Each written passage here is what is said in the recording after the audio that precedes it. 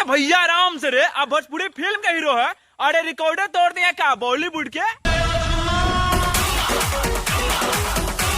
अरे चुम्मा चुम्मा कितना चुम्मा, अरे बियाह करवा का। अपने आप के समझल कि हम राजा है। मेरा राम राजा है। हाँ तुम्हारा नाम राजा है, लेकिन जो लोग तुम्हें राम समझता है उसकी भावनाओं के का। अरे तू तो कैसे कैसे जगह पर जाके मुंह मरवाता है। एक सिगरेट ही तो पिया था। चीटिंग करता है तू। तो क्या हाल है मेरे दोस्त, आगे तो बहुत कुछ कहना बाकी है। ओवर एक्टिंग होता थुरा जीवो।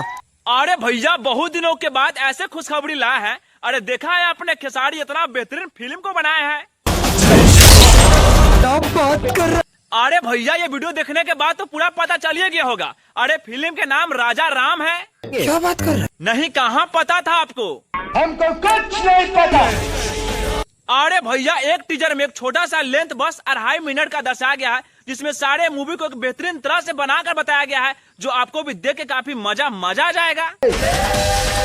अरे भैया इतना ही नहीं, एक छोटे से टीजर में कहने के लिए बहुत बड़े बड़े बातें हैं। तो करना।